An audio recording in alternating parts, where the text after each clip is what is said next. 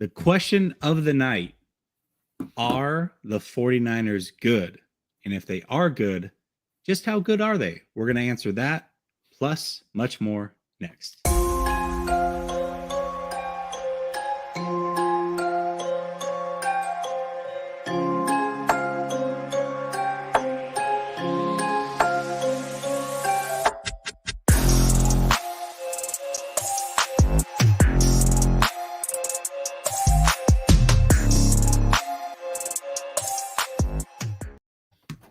All right, welcome back to Last Second Sports, where we are giving you our take down to the last second.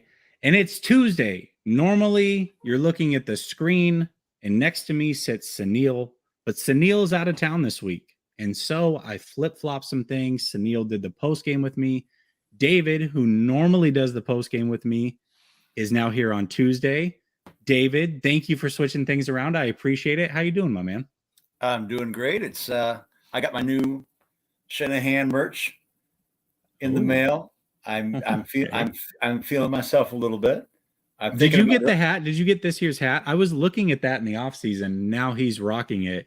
Did you happen to cop that or no? No, I haven't copped that yet. I think that we'll see where we go with that. And one thing I've noticed is there's a little bit of it's a drip check on Shanny on this one. He wears that hat.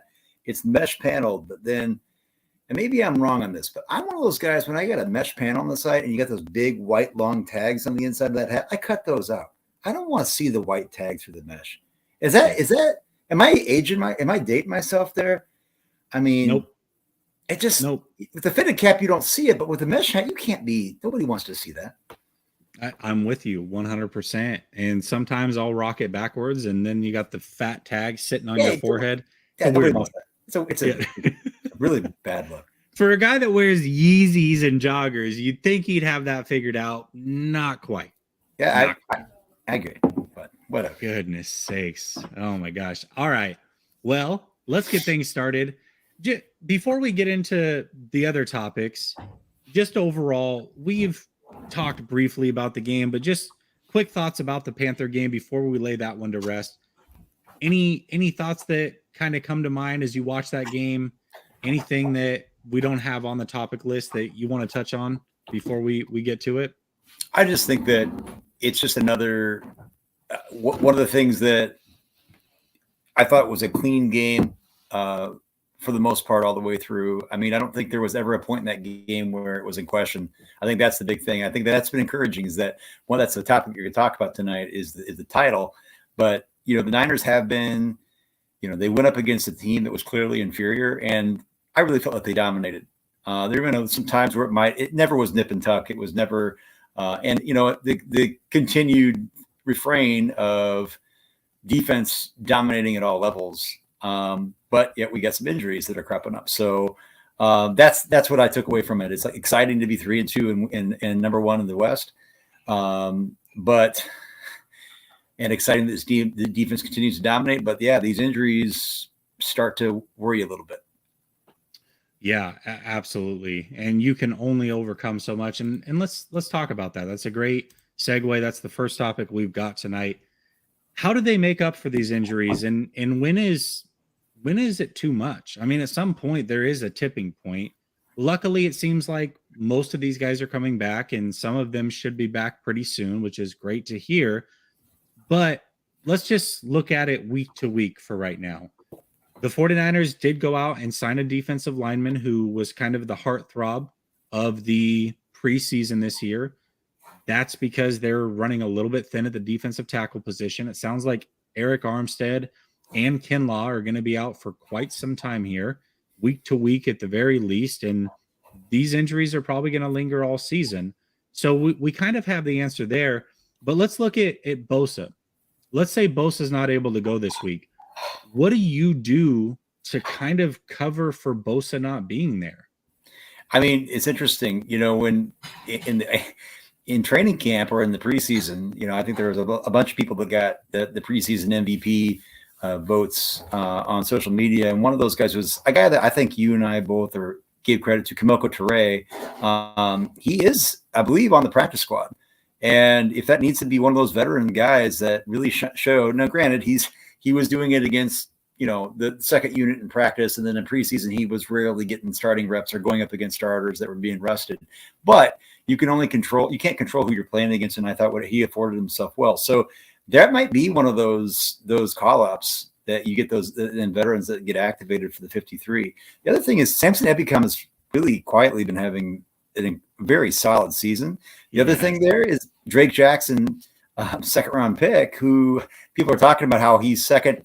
It's 5 games in, and he's second in the NFL in rookies and sacks, next to Aiden Hutchinson. And I think Hutch had like almost all of those in one game.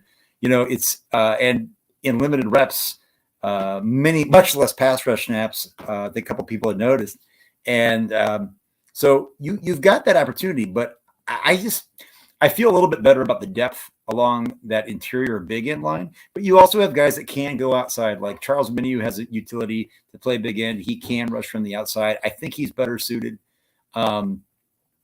generating pressure on the interior. But that's the one injury that I think that Jimmy Ward was the guy that I thought, hey, he went out. Well, they've been able to work around that. And Nick Bosa, even in 2020, when he went out, the defense was able to function. But the way that Bosa's playing right now, regardless of how they can recover, it's just, you just hope he's not out too long. Yeah, I agree with that. Real quick, I don't know what it's doing it again. Remember a couple of weeks ago when you were on, it kept like doing that cut in mic thing. Go ahead and leave and come back and let's see if it fixes it. I don't know what's going on. StreamYard's a joke sometimes. I'll answer the super chat while you're dipping out and coming back. All right. Actually, I saw a couple things. So somebody said, let me see if I can bring it up. Where's it at? Nobody wants to talk about Jimmy doing good. Well, I actually did a film breakdown of him and did it for the members of the channel. Said some really good things about him there. Said some good things about him over on Jack's channel and tweeted out a couple of things that I like about him. I don't know what you want. The thought this week is really funny to me because I'm hearing people saying things like, oh, we should apologize to Jimmy and we've done him wrong and some of these crazy things. I'm not there yet. And unfortunately, JC, and I said this on Jack's show, and David, maybe you agree, maybe you disagree. I don't know. But to me, the way that Jimmy has played in the playoffs, he's going to have to overcome that before people are completely sold on Jimmy. It's just the way that it is. He can have a fantastic regular season and people are going to say, yeah, but we've seen him in the playoffs, worst fourth quarter quarterback of all time in the playoffs. He becomes anemic. They cannot throw the ball. And when they do, they lose. He's going to have to overcome that. And maybe this is the year. We're actually going to talk about it a little bit later, but maybe this is the year that he's able to overcome those things. Maybe he's playing free enough. I don't know, but I'm sorry. Off of a couple weeks in the regular season and the games that you're supposed to win, I'm not going to heap praise on the guy. I'm not going to kill him, right? No. I think he's done some good things and he deserves credit for those. But you're just not going to get that major love from a big chunk of this fan base until he proves it in the playoffs. And that's just the facts. And there's nothing. Can you hear me all right now? Yeah, you're much better. And this is the thing, guys. Like, I don't know what else you got to do, but I'm sorry. I have never seen a player that's more coddled by a very interesting subset of our fan base too, is the way that you can praise Jimmy Garoppolo up. And I live tweeted the game. I praised him, when the announcers were calling that a 50-50 ball to Tevin Coleman down the sideline. I said 50-50 ball. He had pressure in his face and he put the ball on the money, like where the defender actually wanted to see Jimmy do that more often, where it wasn't a layered pass, but you got the defender with their back turned. It's the worst that's going to happen is it gets broken up. It's one-on-one. Nobody's tipping it to somebody else. Not going to get picked, and he gave this guy a chance and they made a big play. So that was an example. Hear me, who I've been I say vocal critic, but like just a nuanced critic of Jimmy over his career. It's gone up and down, right? You call a spade. I don't understand this. And this idea that the Jimmy's cooking kind of stuff, right? He's playing the quarterback against, and there were some good plays, right? I acknowledge it. Baker Mayfield had a couple good throws, but also looked really bad. Jimmy did not look really bad. Jimmy actually played within the structure Felt like he did even a little bit more than game managing at some point, but like it really was just a standard game. And I think he got praise for. I actually think he got outsized praise for that, and that's fine. What I don't understand is like when people can't, when the gatekeepers come out and say basically like, okay, we can't ever even have nuanced discussion. Like, and it's like, it already is like this preemptive idea that like, okay, hey, the 49ers won. Jimmy didn't throw a pick and made a couple good throws. So if anybody has anything that's even that perceived to come sideways at Jimmy, then it's all of a sudden it's like this melodrama. And it's not. And those of us who are saying, hey, awesome. Like I tweeted throughout the game, like, hey, that was a great throw. But I said, look, Jimmy almost had 3 interceptions. All we're going to hear about is offensive efficiency. People say, well, everybody has it. Look, I'm sorry, you just can't win. And Jesse, you hit the nail on the head. And people are going to say that we're ditto heads and we don't always agree on every little thing, right? It's like the bottom line is you and I have had some good back and forths. So yes, we have. And so my thing is that what you said is that I thought that nailed it is we know who Jimmy is, and like we're not going to sit here and just throw flowers and like and do all of this like just have this like hyperbolic praise for a guy who if this is his first game as a 49er and he's a rookie you're watching this like, okay, I'm intrigued, right? That 2017 kind of vibe. But like you said, you've seen the pattern, you've seen it go. So there was nothing in that game that was like, okay, you're like, okay, yeah. But it's like, it wasn't like, all right, now let's go, let's ride. So I just like, I mean, so, oh man, let's ride. So we'll just leave it at that. No, Jimmy is not getting burned. Jimmy's not getting dragged.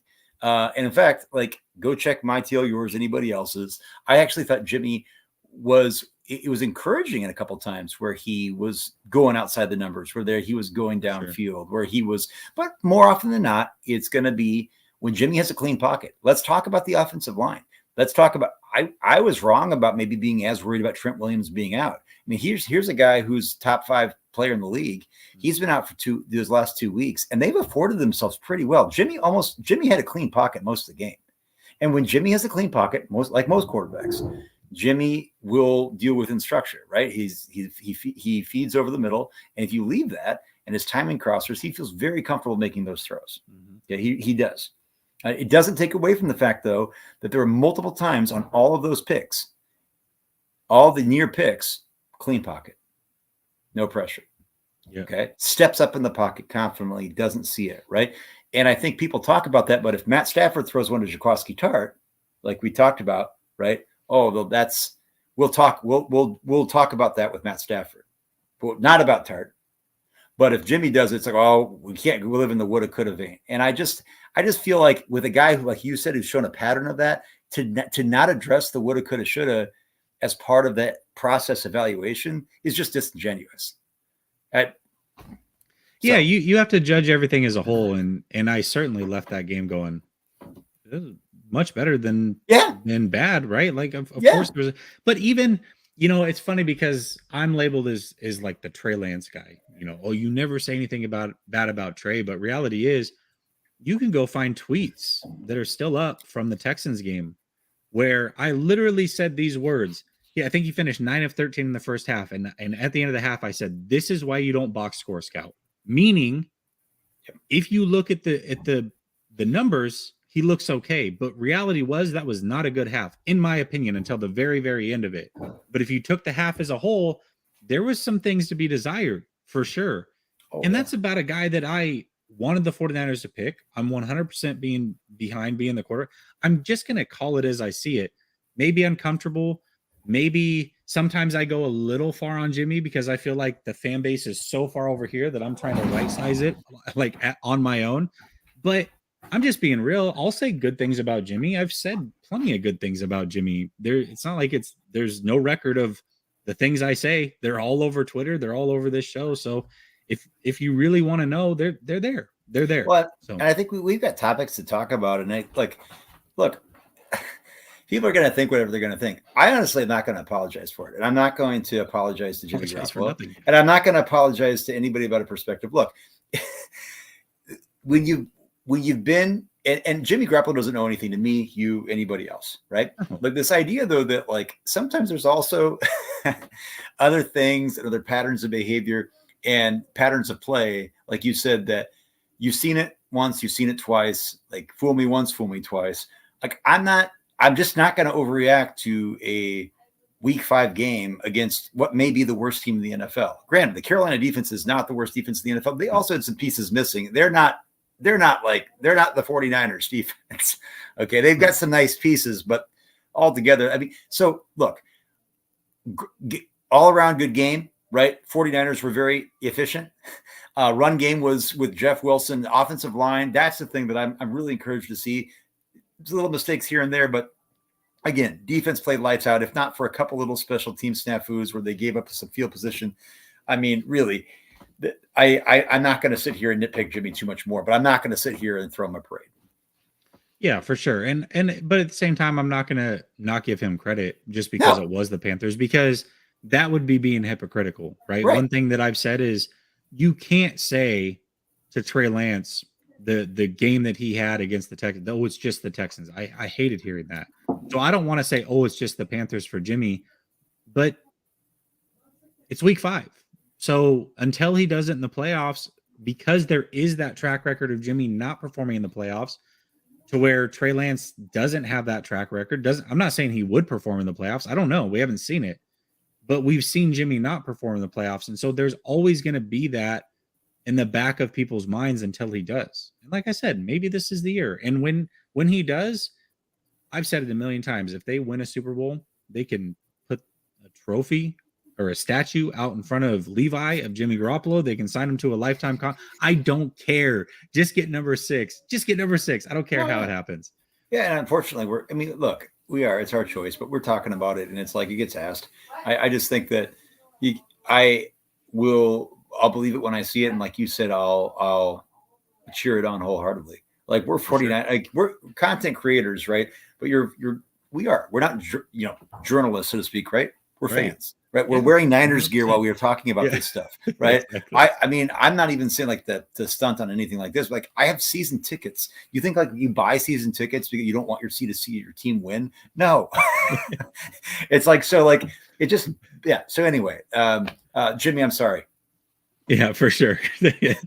And at the end, you got the apology. Okay, Corey says, biggest concern and injuries, in my opinion, is Mosley and Trent Williams.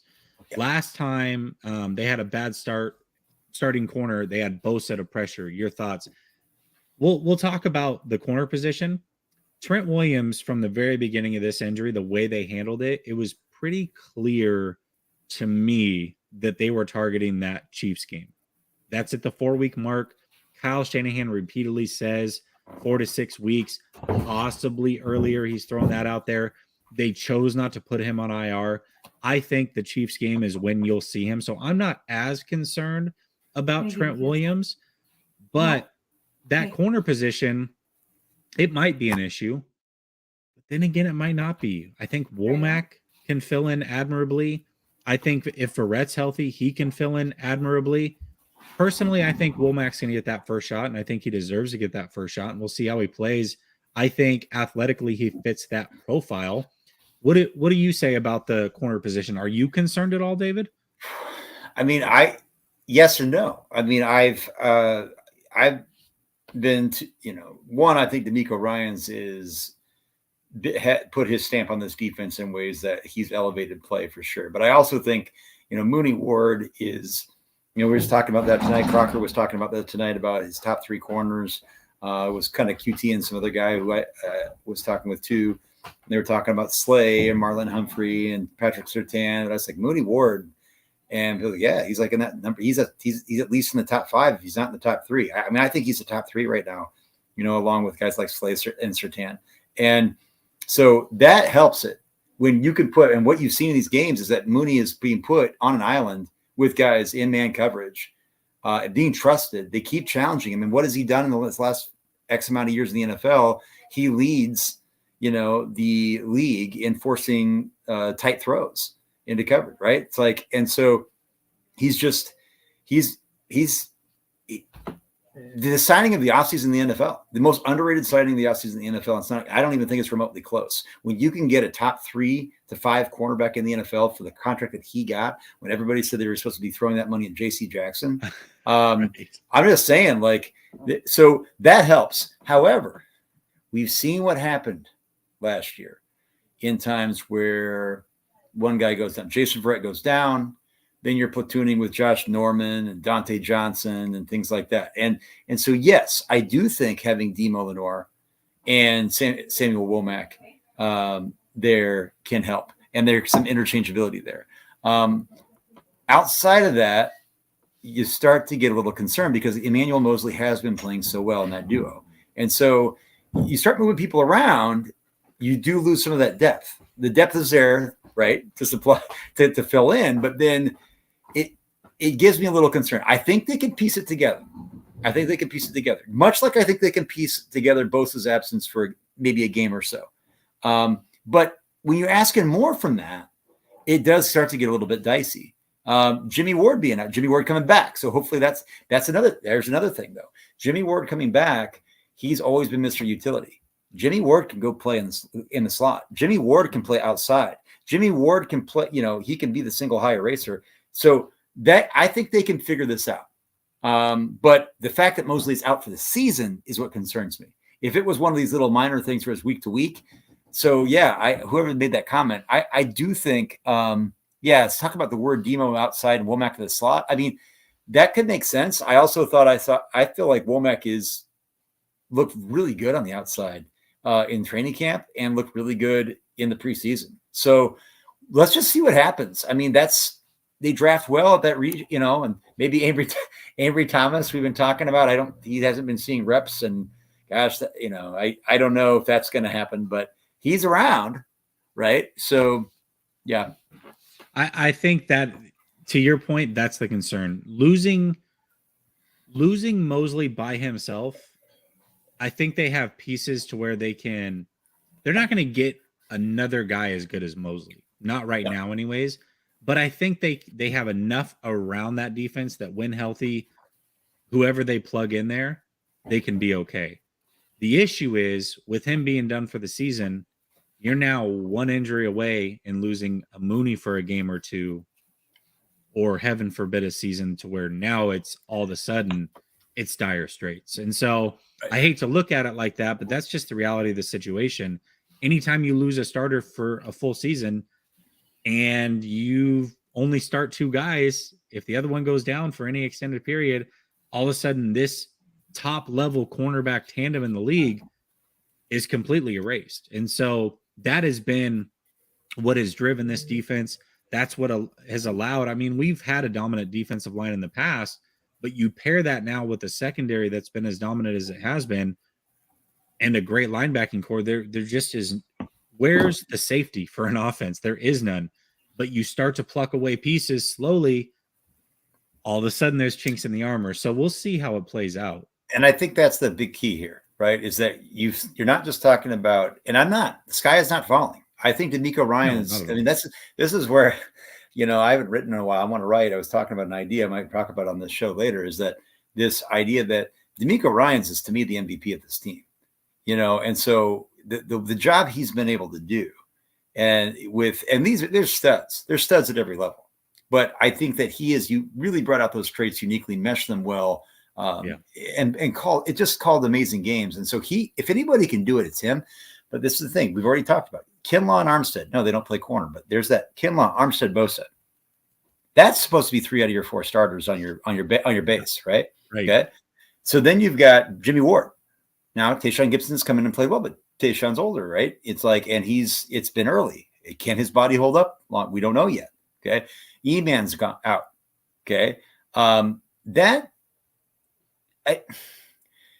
It's like we've seen this defense be so good, but I think I'm not panicking, but I think that people that are acting like it's nothing just because they've been able to withstand and be 3-2 after 5 weeks, it's not nothing.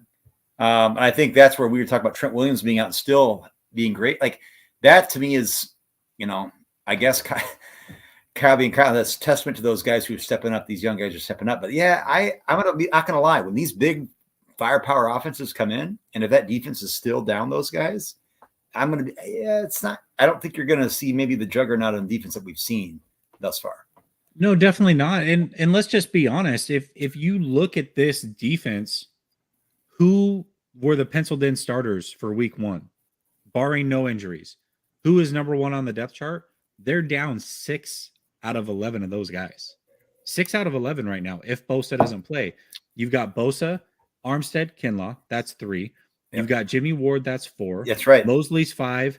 And Azeez Al-Shaair, that's 6. You're down 6 of your 11 starters. Well, and that's significant. Yeah, and I'd actually mistakenly kind of Jimmy Ward had broken hand. He came back and I was like, oh, yeah, you're right. He's broken this hand, and I don't know how long that keeps him out, but and that's a whole other topic talking about Jimmy Ward. But yeah, like I think that we need to. I am fully on board with this defense being. I really believe that I don't think I need to wait to see them face the Bills to say that when healthy and when working as a unit, this is an elite defense. I think they're the best defense in the NFL. That being said, with these guys out, that next topic that we have on here, while I fully expect to win in Atlanta, it's a 12 o'clock game. Yeah, they're staying on the East Coast. We could maybe, but with those players out, not coming back this week, anything can happen in the NFL, and this is a game that it's nothing's like a must win, but I think this is a game that you don't want to look past. No, definitely not. We'll get into it fully here in a second. Zach says Gibson technically starter week 1, which is true, but you know what? If Jimmy Ward was healthy, he would have been the penciled in starter. So what ideally the 49ers would have liked to roll into week 1 with, they're down 6 of those 11 guys. And so on a technicality, it's 5 of 11. It's still significant. Luckily, they have a ton of depth for sure. But I see what you're saying. Falcons, a trap game. You just talked about it. There are a lot of injuries. Now, luckily, yes, this is an early West Coast game. It's a 10 a.m. West Coast game, which you never want when you're going from west to east. But they're staying on the East Coast. This is one of those trips. And so the clocks mentally should be set right for them since they are staying there for a full week. So I don't think that factors in. But the Falcons may not be the best team, but they have been competitive in all of these games. Every single one of them. And if you really look at what happened to them last week, they kind of got screwed out of beating Tampa. They may not have come back and won that game because they were down 6, I believe. But for 2 straight third downs, they shut down Tampa.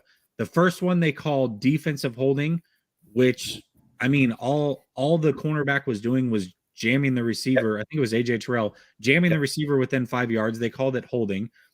Gave the Buccaneers another chance. Then on third down again, Grady Jarrett sacks Tom Brady, lays him down like he's a pillow going to bed, and somehow they call roughing the passer and the game ends. Reality is the Falcons should have had a chance to go down and score and take that game over and win it. They were not given that opportunity. But the point of that is they've been in all of these games. They've been extremely close. They are at home. This team is not going to lay down. And yes, the 49ers still have enough talent, I believe, to where they should be the favorite. But I do think it is a bit of a trap game, just a little bit. Because you are missing so many pieces. And I don't know what that breaking point is, but I feel like the 49ers are very close to figuring it out. Well, here, and this, I think, and I think the 49ers win this game, but I will say this, when you look at the Falcons and they are 1-4, I believe. Excuse me, 2-3. Yeah. And in every single game that they've won or lost has been by 6 or less points. In fact, the Buccaneers game was the only one that they lost by 6. It's a loss by 1, lost by 4 to the Rams, where they came back and won that game. Beat the Seahawks by 4, beat the Browns by 3. I mean, these are 1-possession games every game. And like you said, they've been competitive every game. And in the Bucs game, it looked like, they're down 21-0 and they almost come back and win. And it wasn't a box score scout like, that was just garbage time point. No, it wasn't. They were in the game. And Yeah, weapons wise, with Kyle Pitts out, who hasn't even been getting a huge snap share this year for whatever reason. But I think that Arthur Smith is a smart coach. And I think that when you talk about guys like AJ Terrell, I don't think, defensively the Falcons are special, but like you do have guys like, stuff like a Grady Jarrett, but an AJ Terrell, I mean, I'm not, I'm not going to, I think the line right now in that game is, let's see here. I don't even know if they've got one. Yeah. Oh, now it's down to minus 5.5. I think it was up at minus 7. So Niners favored at a minus 5.5. But it's going to be, if the Falcons it's going to most likely be a tight game, and so I think it's going to be it remains to be seen how well the 49ers are going to be able to do that. Now, this is the thing. I think that the offense has been relatively efficient. The run game has looked great. The offensive line, I felt like, has actually played a lot better than people have even given them credit for, even when they think they haven't. But again, it comes down to turnovers. And that's what we talked about in that Carolina game, is that people talk about, you can't talk about almost turnovers or fumble, whatever. Well, yeah, you talk about it because you say, hey, that didn't happen. So yes, that was obviously a positive, right? But like, when those things happen that should have, not just could have happened, that's what makes a 2 or 3 possession game a 1 possession game, And so those are the things that always comes down to, and that's not rocket science analysis. It's just that, yeah. There are 2 to 3 plays every game that ultimately decide some of these close games. And so it happened to the 49ers in week 1, a great example against the Bears. If Gibson picks off Fields, that game is not even close. The 49ers win by going away. So, but we saw what happened. The very next play, broken coverage, they get a touchdown, and the rest was history. So a play like that can change games. 100%. That's why we talk about it. I don't understand. I've never understood that. Like, well, it didn't happen, so we could have done what it could have, should have. Somebody was on Twitter telling me, like, Patrick Mahomes throws almost 7 interceptions a game. Said, is that true? That's not even true. Patrick Mahomes actually is statistically shown to take less risks than most quarterbacks in the NFL in his career, just because he makes these unworldly throws. Like, we give these stupid anecdotes out because we're like trying to distract from the fact that, like, oh, somebody's saying something that could be construed as, Jimmy had a great game. Don't we? We're supposed to talk like that. So it's like, I think you're right. I think this can be a trap game. I don't think the 49ers, though, with a trap game, I don't think they're going to look past them. That's the thing. I don't think this is not a team that's coached in a way that disrespects a team or an opponent. No. But I do think that they have to be mindful that they are undermanned, and you're still missing Trent Williams.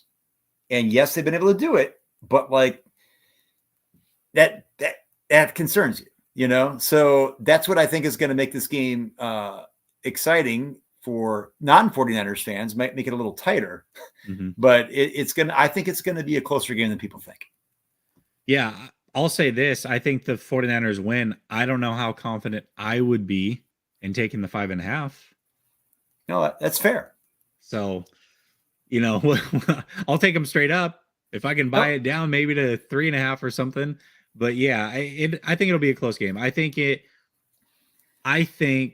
in the true sense of trap game, maybe not, because like you said, I think the 49ers are fully prepared for this, and they've done this. These East Coast trips do this team well, and this is what I'm excited about with this team is they've had these early East Coast trips when they've had winning seasons over the last few years, and every time they've come out of that, they've said things like, wow, that was really a bonding experience for us. We got through that together. We became closer. We're here for each other. These are the type of trips that really can help turn things around. May not be beating the best teams, but when you went into this trip at 500, not expecting to be, and then you come out of it at 4-2, feeling really good, going home and getting some key pieces back, hopefully, you never know what can happen with this team. And I think that leads us perfectly into this next topic. I threw this out on Twitter, and resounding. I mean, it was like 93% of the 500 votes were like, yes, they're good. Some people are like, they're great. Overall, I think the answer is yes, the 49ers are good. And I don't think that there's a lot of really good teams in the league, but I think there are quite a few teams that can label themselves as good right now. The 49ers certainly fit that category. That being said, how good are they? Are they elite? Are they close to elite? What does it take for them to be elite? So when you look at the 49ers and you say, yes, they're good, I mean, are they one game away from not being good all of a sudden? Like how close is that tipping point for them?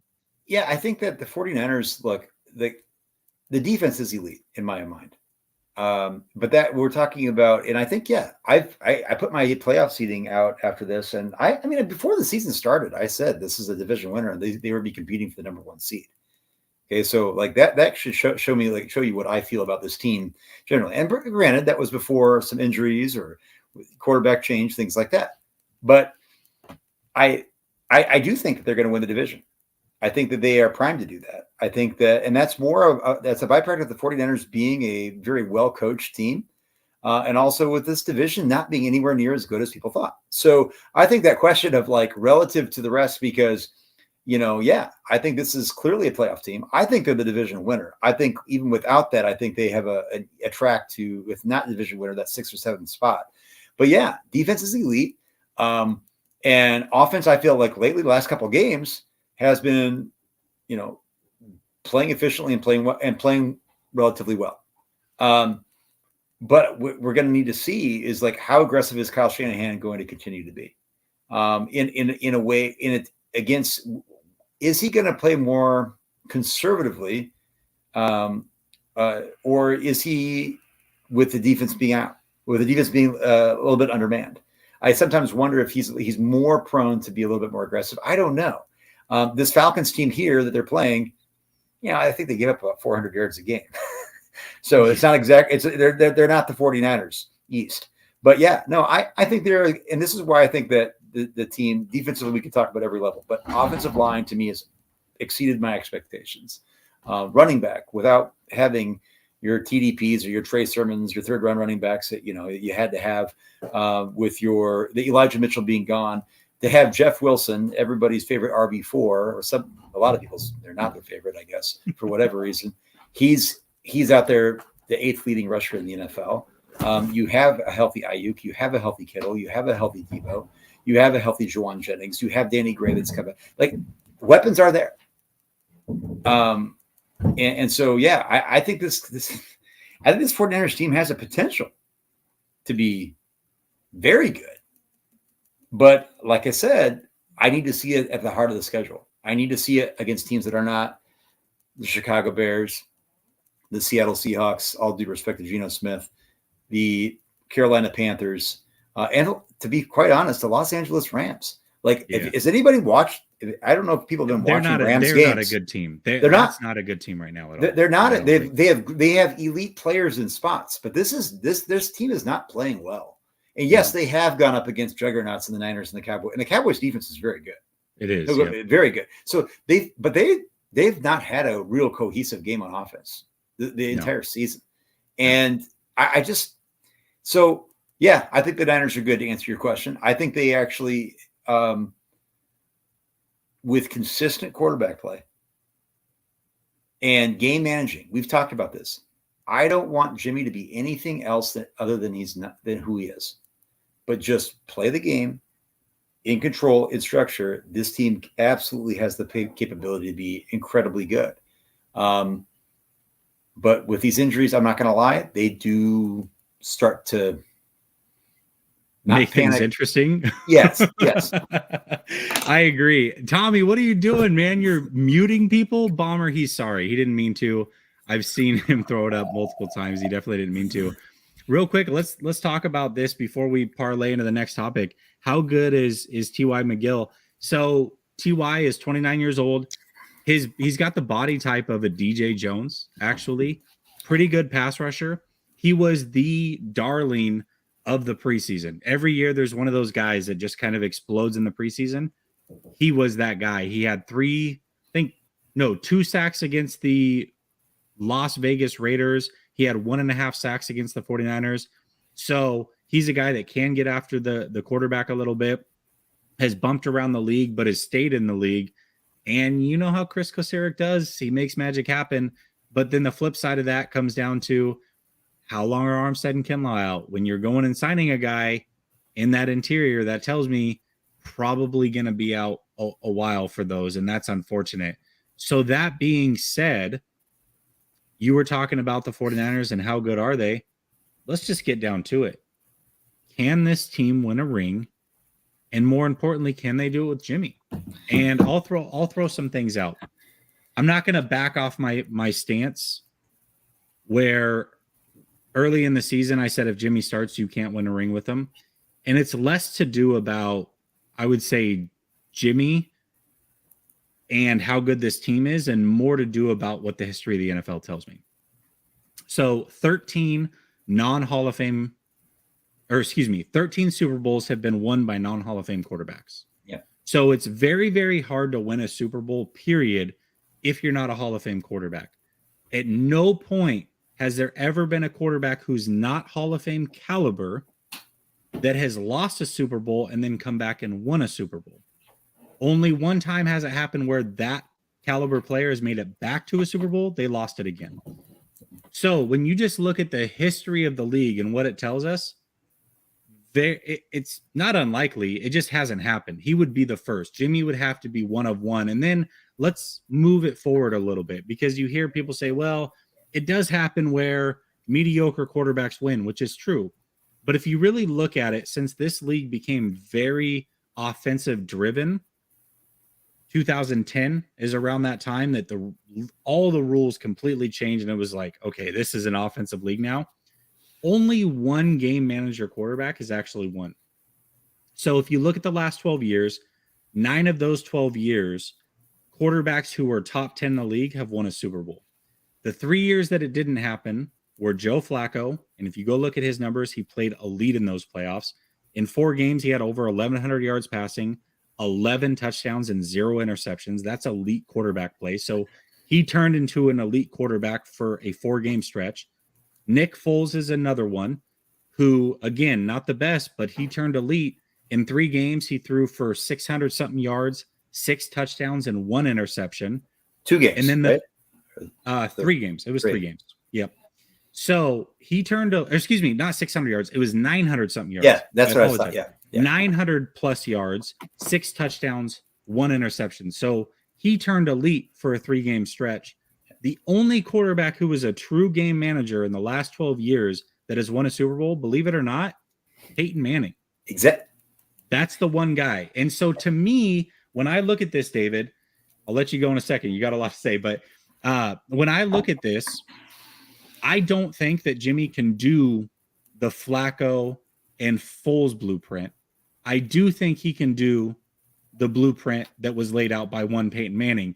Now, Peyton Manning that year had a lot of turnovers, but what happened was he turned true game manager once the playoffs started. The Broncos, in every single game throughout that playoff run, won the turnover battle. That is key. And their defense held every team to 18 points or less. That is the blueprint for this 49ers if they want to win a Super Bowl. In my opinion, the likelihood of that happening is rare. I'm not saying impossible, right, but if I'm a betting man, I would say the answer to this is no. That's me personally. What about you? And I honestly, and this is great because people could, I've heard this about, this is funny. Jesse, people accuse Jessie and Grant or like whatever, like, oh, they're like, oh, like on the same.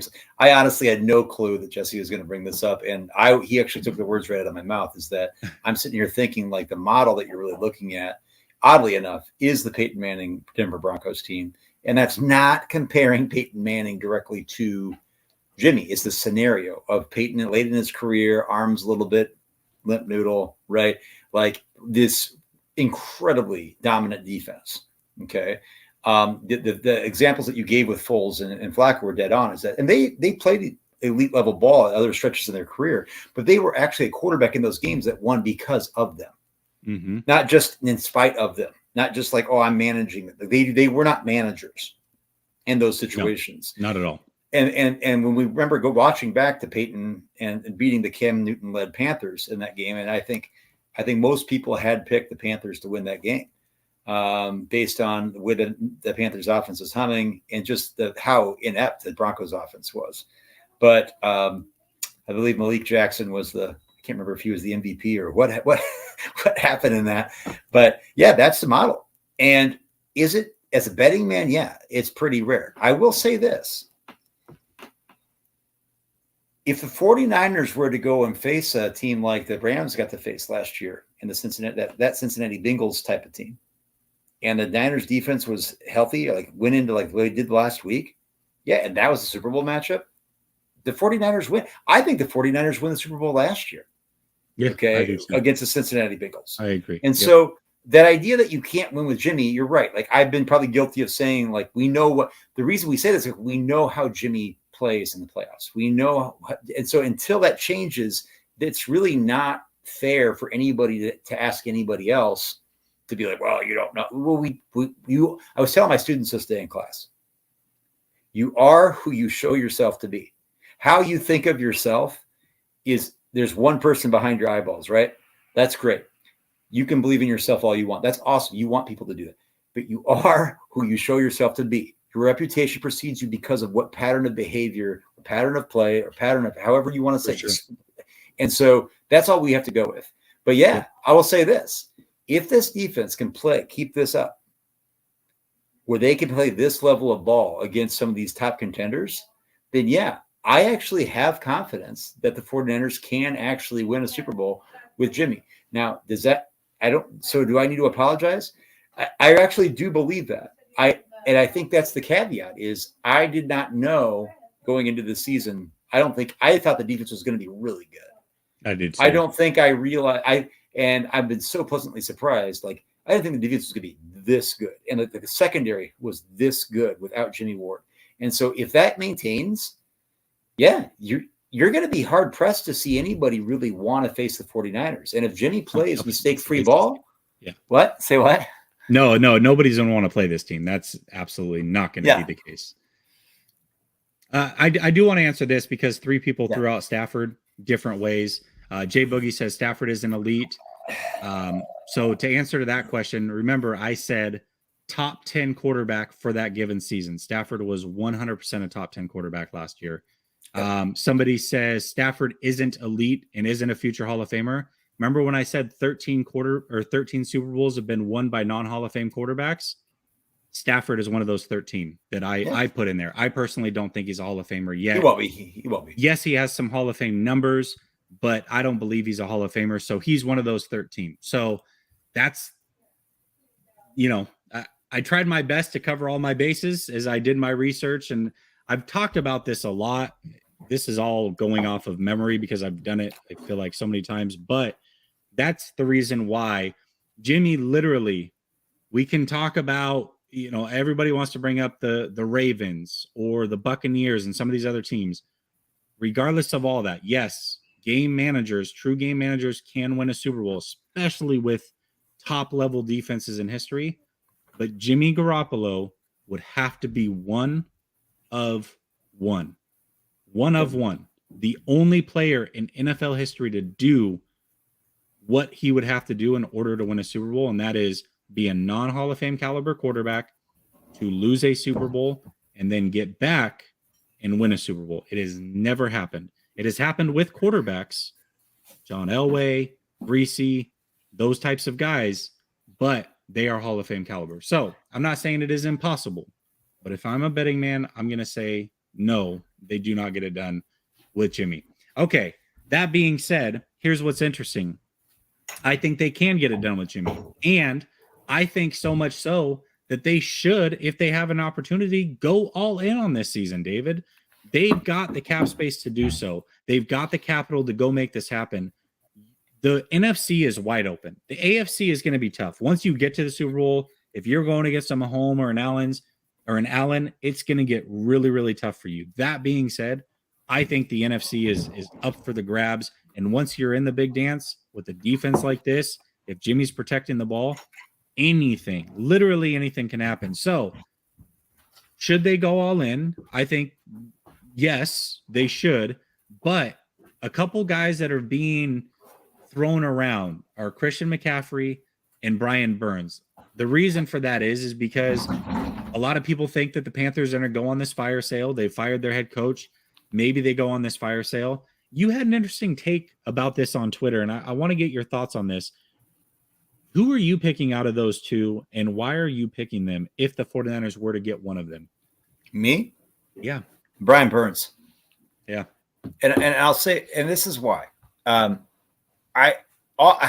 We all love the joysticks, right? The human joysticks, the guys who are like the fantasy darlings, right? And Christian McCaffrey, I was talking in the game, he's so tough. Like, we watched him in that game. He's more than just like this guy who can catch balls out of the backfield. Like, I saw him catch a ball where he knew he was going to get walloped by Dre Greenlaw and Fred Warner and Talanoa. Like, and he goes over the middle. That guy is tough as nails. So look, I wouldn't be mad at all to see Christian McCaffrey as a 49er. I will say this though.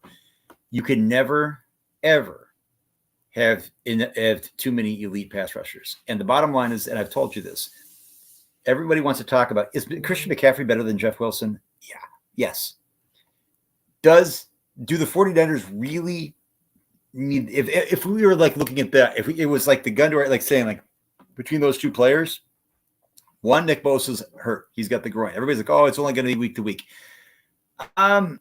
We'll see about that. Okay. Yes, we have Drake Jackson, cheap, right? Samson Ebicon playing really well, but rotational guys, and Burns wouldn't even have to be like to have that type of pass rushing prowess, like that skill set is he really is one of the most unique pass rushers in the league.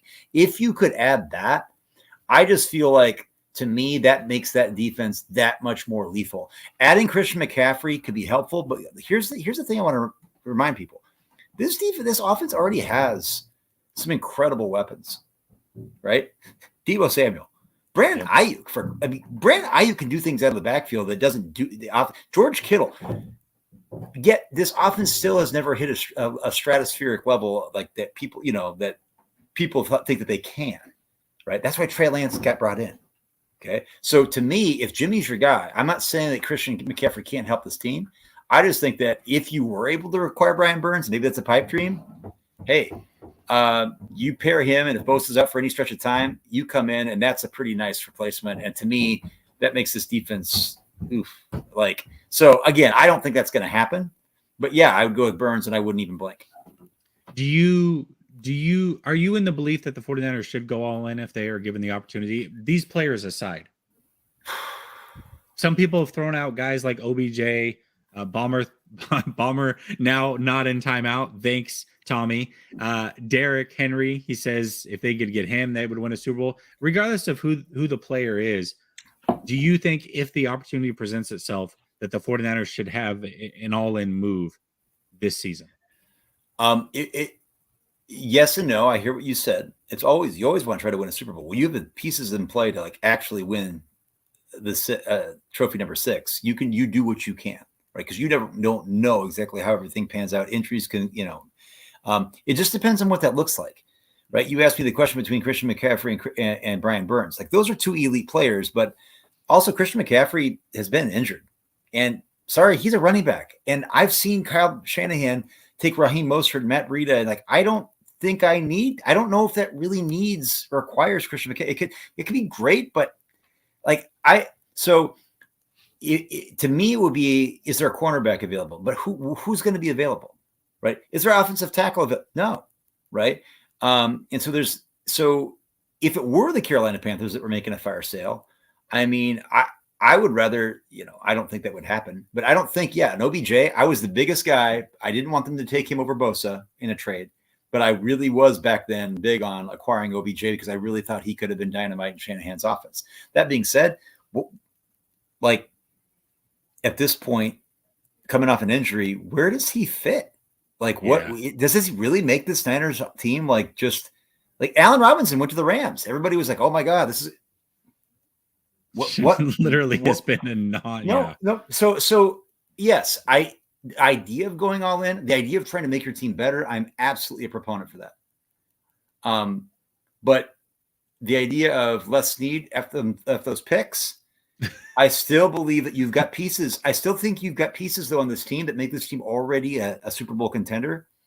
And I don't know. I mean, I have to hear from you, Jesse. Like, what does all in look like to you? Like, what player or players or pieces would qualify as going all in?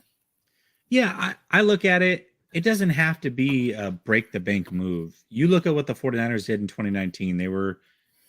They started out really hot, and then they went and got Emmanuel Sanders, and they didn't spend a lot to get him, quite frankly. No. Turned out to be a 1-year rental, but it was without him, they don't make the Super Bowl. And they almost had a chance to win it there with Emmanuel Sanders getting open late. So Emmanuel Sanders was a big piece, not very expensive.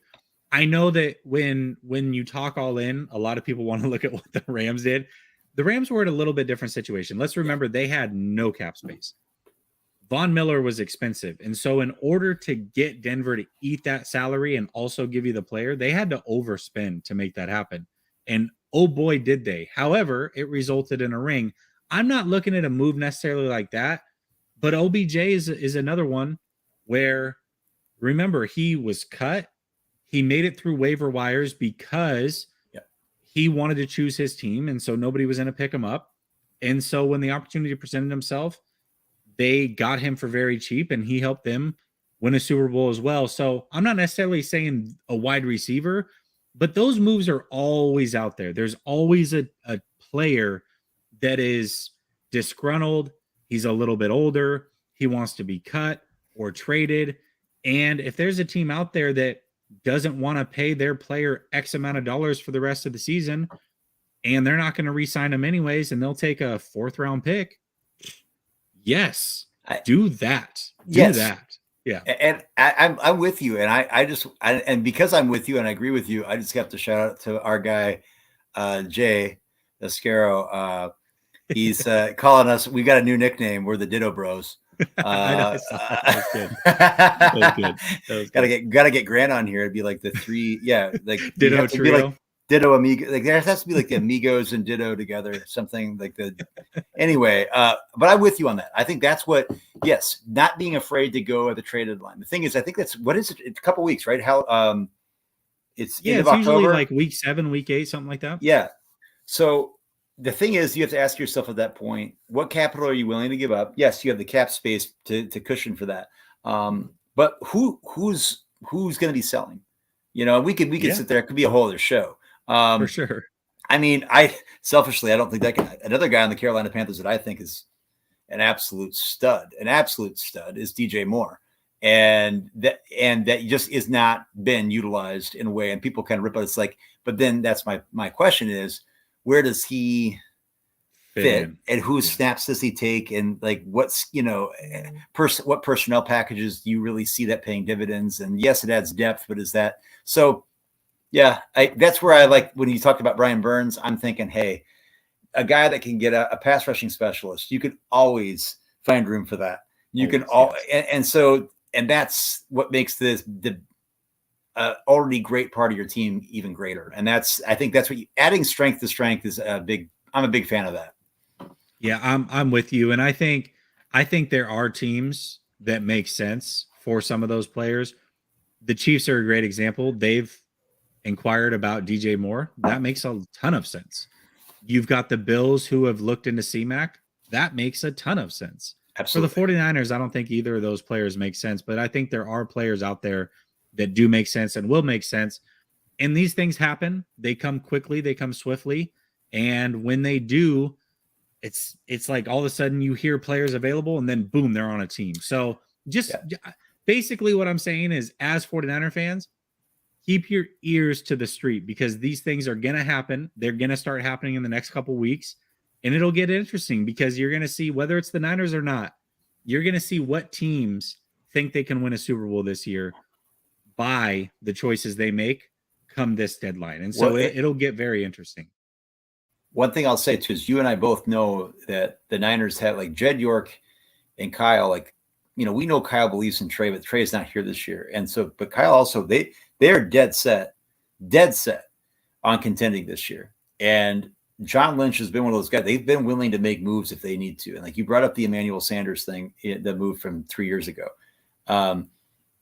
They will be active at the deadline if they feel like it can help their team. And I just think that right now, with some of these pieces going down, it's just going to reaffirm that itch to be willing to kind of pony up to the table and make a deal. And that's where, like, I honestly think it sounds like a pipe dream and all that, but like, I don't think just because you have Drake Jackson and Nick Bosa, remember Samson Ebukam isn't probably here for long. He's going to cost money the way he's playing as well. And that's fine. But like, I don't think that precludes you. I don't think that prevents you, from adding to the stash. I don't. So if the 49ers were sitting there, and I don't know how much Brian would cost, and he's come up that 5th year, if it takes a second round pick and like a future, to me, I don't know. I mean, does that work cap wise? I'm not a capologist right now, but boy, like to me, like that makes, I just can't even imagine a Drake Jackson, Nick Bosa, Brian Burns. Like that's just stupid freaky.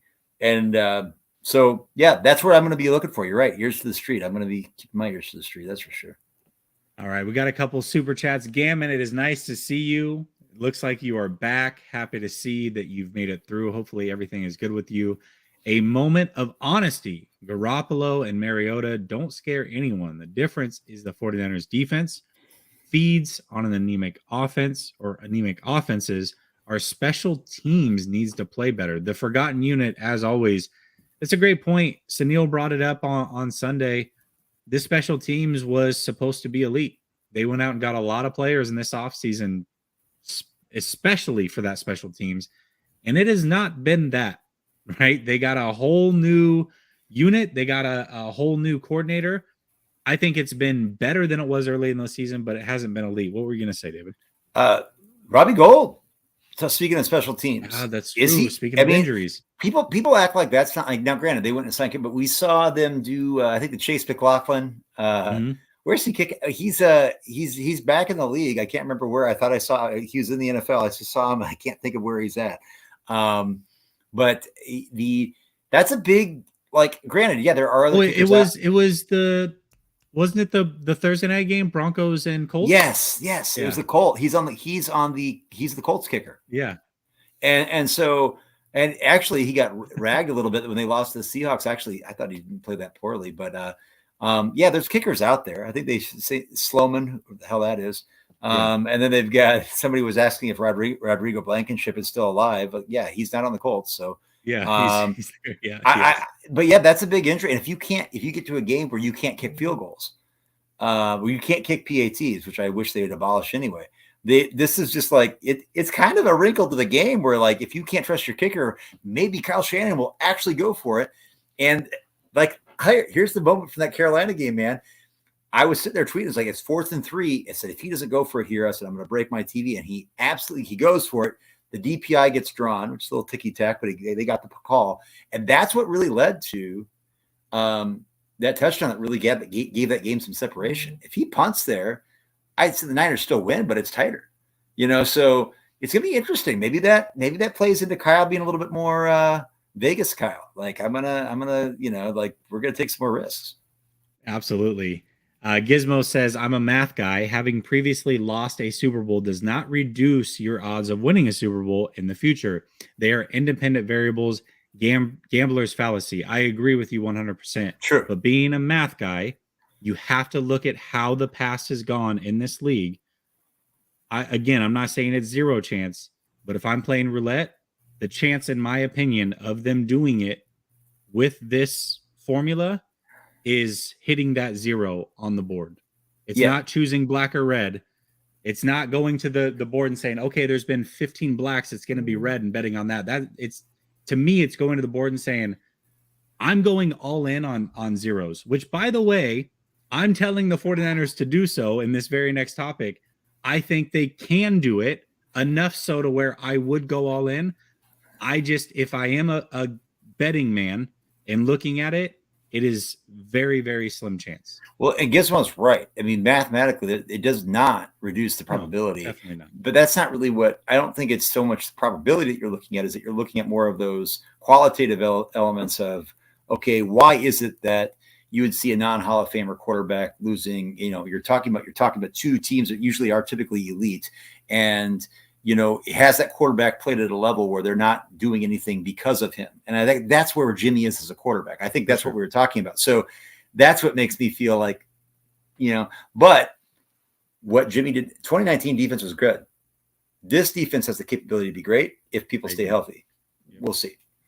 I agree. And the reason that I introduced those past factors is because I just want to show that everybody defense wins championships may be true. But reality is elite quarterbacks ultimately is what win championships. In fact, if you go since 2012, only 3 number 1 scoring defenses have won. Guess who the quarterbacks were for those teams? Russell Wilson, Yep. Aaron Rodgers, and Tom Brady. So you still need an elite quarterback play, whether it's somebody turning into an elite quarterback for a short stretch or they just are an elite quarterback. More often than not, that's what you're going to need to win a Super Bowl. And that's just the way the league works. It's a quarterback-driven league, and especially now since it's more offensive-driven. C. Turley says, how do you guys feel about bringing in Sheldon Richardson? Not a bad pick. I would say him or Sue, but they just brought in this other cat from Minnesota, and I think he's pretty good. So they may not be looking to bring in either of those guys, but those are guys' names that I was looking at before they made this move for sure. Yeah, I don't think that. Yeah, I'm with you, and I don't think Chris Cassera can do what he does, and I don't think they need to. Remember, T.Y. McGill, he's going to be 30 years old in November. Now, that's not like completely ancient, but like there's a reason why he's still poking around the league, and I think he could give you that. All you're looking for is like 3 or 4 months of ball, right? Yeah. But I don't think they need to go heavy there or get a stud. Yeah, and to be fair, Korean Days and KW, both of you guys, when the show's over here in a minute, rewind. I covered all of these one-off anomalies. So go check that out. I promise. I think I did a pretty good job talking through it, but I don't want to do it again because it is long and drawn out. And so the content is there. Go back and check it out if you have any questions. I do talk about some of those one-offs like Foles and Dilfer and whatnot. But that is the end of the show. David, thank you so much for joining me. Thank you so much for making a change. What is, in fact, here, you've probably got it. Backcountry Fam, not Farm on not Twitter. Farm, go farm. Follow. Actually, I'm changing my ad. I'm changing my ad to @DittoBro #1. God. I honestly, God, I'm going to change it. We're going to change the show to last seconds was Ditto Bros Sports. Ditto Bros Sports. Absolutely. All right, y'all. Thank you so much for tapping in. I think Croc's got a show going on. Go tap in with Croc. Yes. Go raid his stream. Get it up to 500 views. And when you get into the chat on Croc's, say that Last Second Sports sent you. Appreciate y'all. I'll be back tomorrow. Peace.